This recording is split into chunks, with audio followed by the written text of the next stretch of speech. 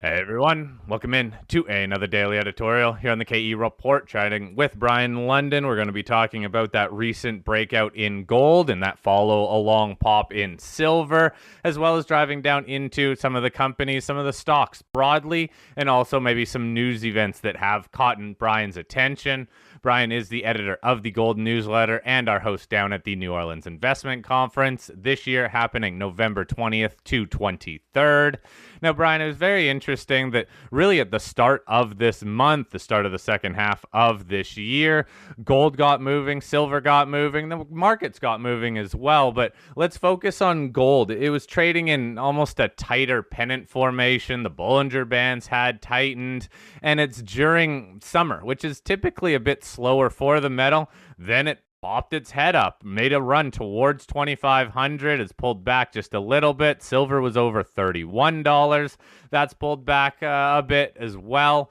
But overall, there still is this upward momentum to the sector after a month and a half, let's say, of consolidation and what looks like now just a natural shallow correction.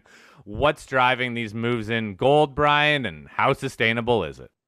Yeah, thanks, Corey. It's really two things, obviously, technical and fundamental. They kind of reflect each other. And I think especially in this case, you mentioned the volatility had collapsed in gold, and you can tell that really by looking at the Bollinger Bands. When they start to pinch and narrow, the volatility has fallen, and you look for a bottoming of that. I put out a chart on July 1st. When I noticed this, I sent out to my readers a chart showing not only gold with its Bollinger Bands, but a panel that showed the width of the bands. And it was really interesting to see that whenever or since this bull market started in late February, early March, whenever the width of those bands had collapsed and bottomed, then it was very quickly followed by an upside breakout. 3 instances in a row that had happened. So I sent out a notice to my readers that nobody's expecting it, but looks like there's an imminent breakout here. And of course there was, and we've had that really throughout July. Now, the fundamental reason behind that is that economic data started to soften, Fed rhetoric started to soften, and the market has begun or started to price in a Fed pivot as early as September.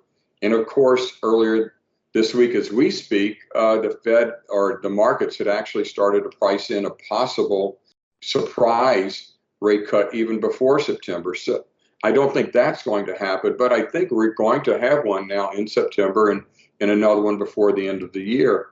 And that's what the markets have been pricing in: equities, bonds, and notably gold and silver. Now, gold and silver outperformed the other risk assets on the way up in this little correction that we've had over the last couple of days. They haven't fallen as much as the broader stock market. And we see some real setbacks in the broader U.S. stock market and some of the high-flying tech stocks. So I think gold is serving its role right now. It really is, I think, the investment alternative of choice, not just by central banks now, but also, I think, increasingly Western investors who are seeing this Fed pivot coming up. Yeah, Brian, I think it's evidenced by gold being at all-time highs in almost any currency on the planet. I think a lot of people see that their fiat currencies purchasing power are going down over time, but gold is holding its value and holding up well in an uncertain market where economic conditions are starting to weaken. So I guess I want to ask you about what this means for our beleaguered gold mining stocks, because a lot of the producers, all we heard about, Brian, for the last couple of years was margin contraction. Costs are going up and the metals prices are going sideways. Well, now we've had the exact inverse of that. We've had cost moderating and basically energy prices going sideways, but we've seen the metals prices growing at 2,400 plus gold. You would think that some of these gold mining companies are going to be reporting some pretty fat margins here. Do you think that brings more eyeballs into the sector? Yeah, Shad, I really do. In fact, I posted something on X on Sunday that, in trying to really get in something beyond all the political and assassination attempt tweets out there. And I posted that people, I think, are sleeping on the fact that miner margins over this next quarter have expanded considerably. we talk about how cost of building a mine and cost of production and miners' ASICs are rising, and they're much higher because of inflation, goods inflation primarily. But this last quarter, we see that metals prices, gold and silver in particular, have increased at a much more rapid rate than miner expenses. And in fact, the biggest cost component of mining OPEX is energy, and energy costs have remained muted over the last quarter. So the miners have obviously seen their margins expand. And I think this may be opening the door to more M&A, and hopefully the kind of M&A feeding frenzy that we as junior miner investors hope for, where multiple big miners bid for these assets and start these bidding wars. In fact, after I posted that on Monday morning, we saw that there was a big $750 million financing package for Sol Gold announced. So, maybe it's starting now. We're seeing anecdotally some indications of it, but, I sure hope that some of these miners go after some of the companies in my portfolio. Oh, I think we all want that. And you look, all M&A is good, but as you said, bidding wars, that is better, and that truly garners attention and headlines. But Brien, even if we do look at these majors, they have gotten off the mat. Some are trading at 52-week highs, but if you pull up a long-term chart, they're a long way away from some of their all-time highs. Even some of the better royalty companies are not even at all-time highs. But we look to some other sectors and some other areas, and those stocks have done well. They've followed some of the underlying prices, commodity prices, to all-time highs or near all-time highs. Why have these majors? Why has the sector broadly why are these stocks so far away from all-time highs?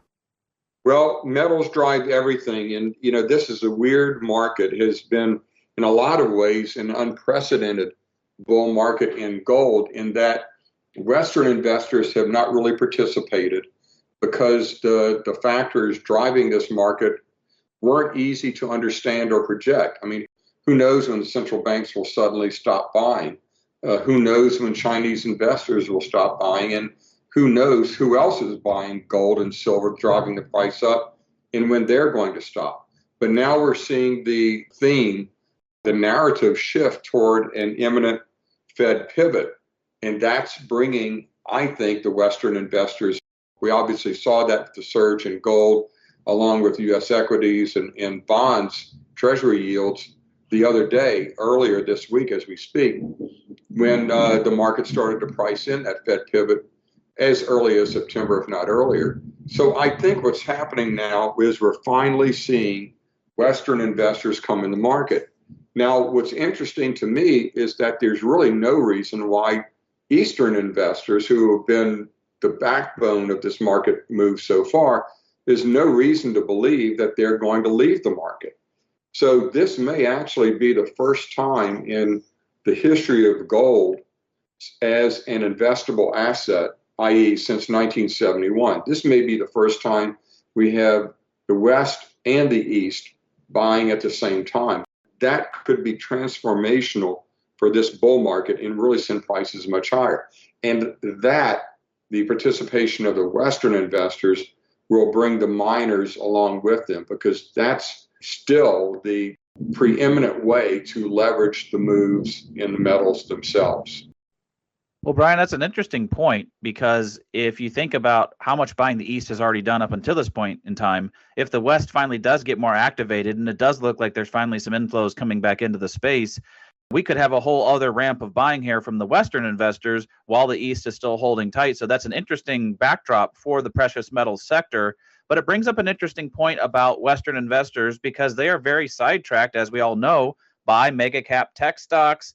Even lately, the small cap stocks took off. They've been speculating on meme stocks. I mean, it seems like half the country was in NVIDIA until it rolled over the last couple of days. Do you think that we need to see a little bit more market turbulence before they start looking at the gold and silver stocks? Or do you think just those fatter margins we just discussed are enough to start attracting some momentum traders into the sector? Well, again, I think that everything is driven by central bank liquidity. And I think it's been almost exclusively that since the 2008 great financial crisis. So I don't think we need a collapse in other markets to really fuel gold and silver and miners higher. There's just so much liquidity in the world, and the metals and mining markets are so small relative to the enormous pools of capital that are sloshing around the markets that I don't think we really need the other markets to fail or collapse in any way for the attention to really get into metals and miners. So, I think everything's going to rise in the sea of the upcoming Fed liquidity. Let's talk about some of the stocks and some news that we're starting to see out of the juniors. The juniors have been lagging. We know it's still difficult for them to raise large sums of money to get the type of programs that they need to do. So, as it always is, it's one step ahead, one step after that. Stages, phases of drill programs. We're starting to see more drill programs starting up. What do you focus on? What do you like to see within the news of drill programs that the market could actually pay attention to? Yeah, well, we are seeing that. We're seeing a good bit of news coming through now. I think that companies are working to get in front of investors and get the attention.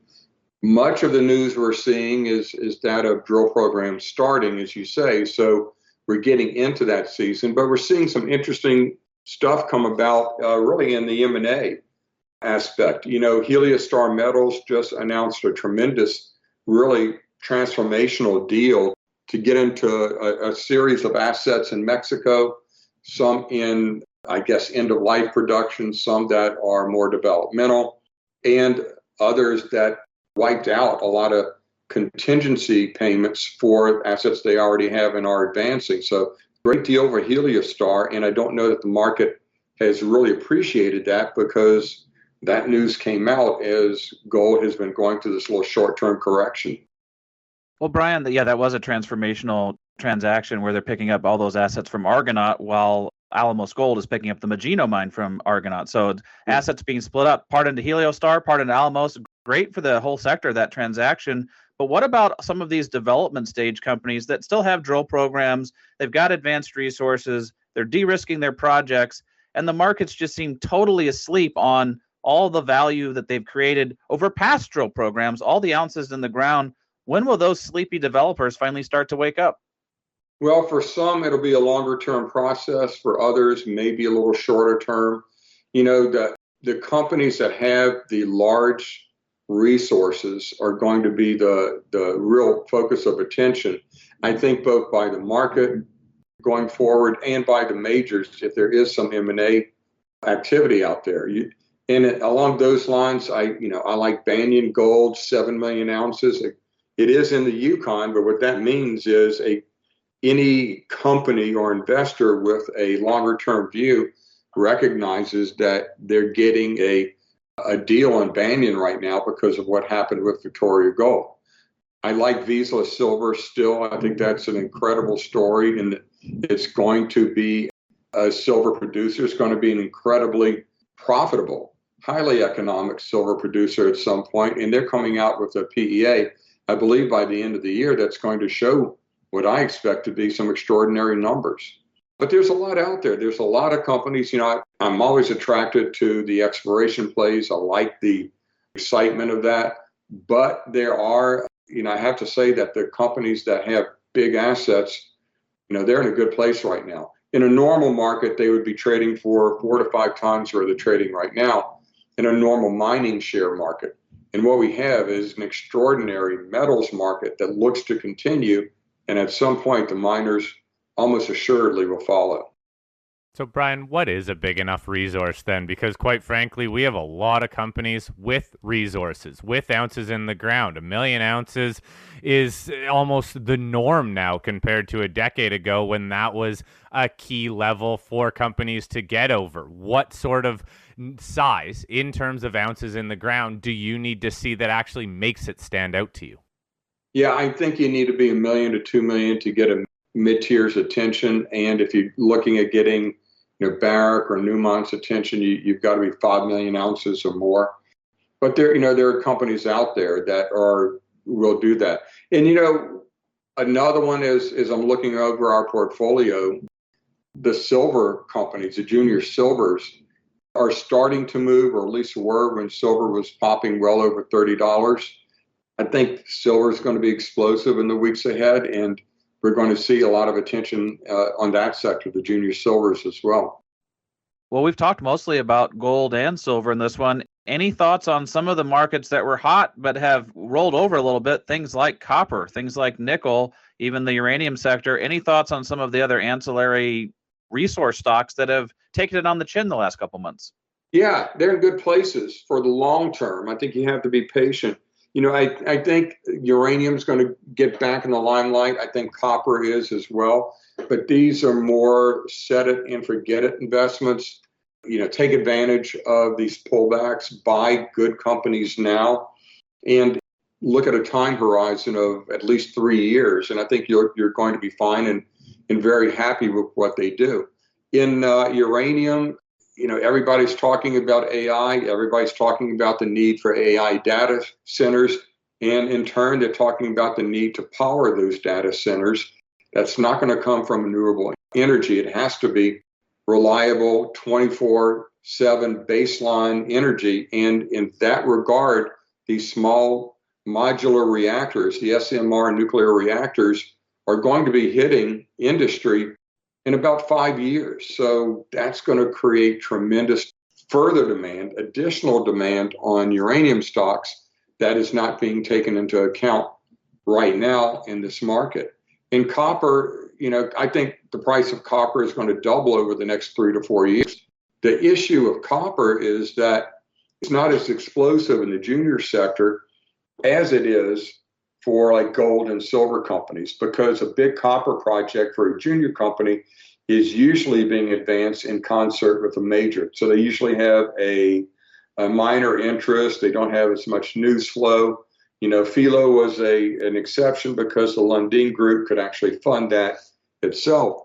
But typically copper is, as I said, a set it, forget thing. You're going to benefit, but it's not going to be nearly as explosive as you'll find typically in the gold and silver sector.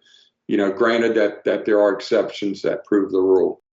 Oh, yeah. There are always exceptions, but you're right. If you're a copper player, man, you better have a major, or, quite frankly, the Lundins. Even better to have them on board because they're making some waves in that copper space. Brien, great having you on the show. I'll post a link to the Gold newsletter as well as the New Orleans Investment Conference so everyone can stay up to date with what you're writing and look ahead to that conference again happening the latter part of November. Thanks for your time today, Brien. We'll chat again in a couple weeks. Great, guys. Thank you so much.